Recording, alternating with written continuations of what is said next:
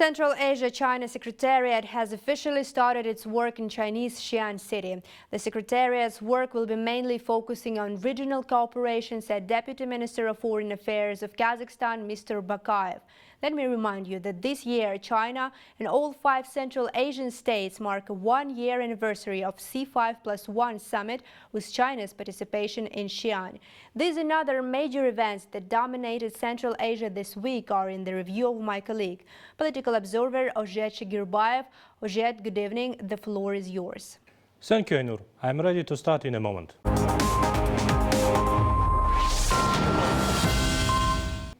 Kazakh Deputy Minister of Foreign Affairs Alibek Bakayev attended the Central Asia-China Secretariat opening ceremony on March 30 in Xi'an, which was chosen as a location for its headquarters. Mr. Bakayev highlighted the importance of the Secretariat's establishment in close collaboration in regional policy, recalling that the corresponding agreements was signed at the first China-Central Asia Summit last year alongside the Xi'an Declaration. The two-day inaugural summit, presided over by President Xi Jinping, brought together other Central Asian leaders to discuss strengthening strategic collaboration, particularly regional economic ties.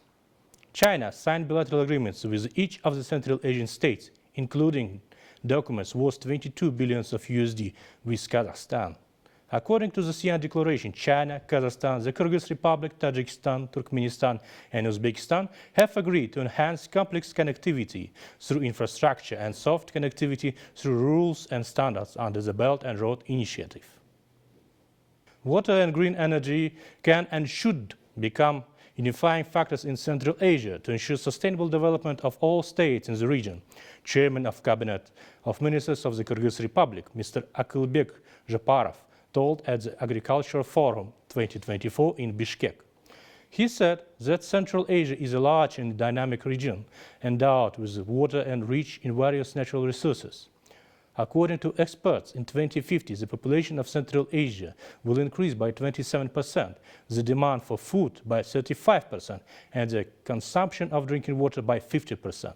The head of the cabinet noted that water and green energy can and should become unifying factors in Central Asia to ensure sustainable development of all states in the region.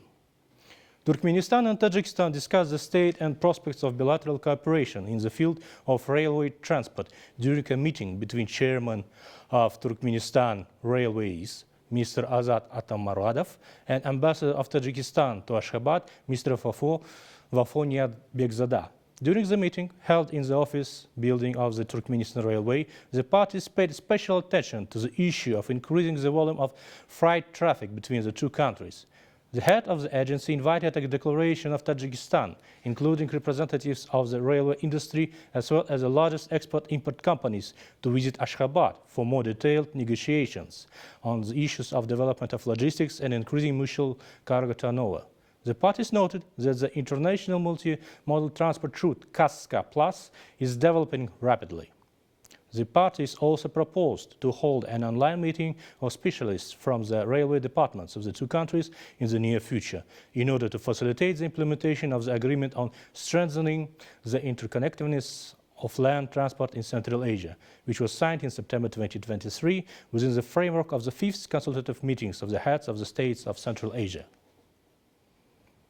Kazakhstan and Turkmenistan discussed cooperation in the gas industry during a trip to Ashgabat, where meetings were held between the chairman of the board of directors of national company Kazakh Gas, Mr. Sanjar Jarkeshev, and deputy chairman of the cabinet of ministers of Turkmenistan, Mr. Batyr Amarov, and the chairman of the state concern Turkmengas, Mr. Maksat Babayev. During the negotiations, the parties discussed plans to strengthen fruitful cooperation between the two countries in the gas sector. They noted mutual interest in jointly developing extraction assets, implementing gas pipeline projects in the territories of Kazakhstan and Turkmenistan, and in gas supplies on a mutual beneficial basis. As a result, the parties expressed readiness to cooperate in expanding strategic cooperation in the gas industry. That's all from my part, Ainur. Thank you. Giving the floor back to you. Thank you very much.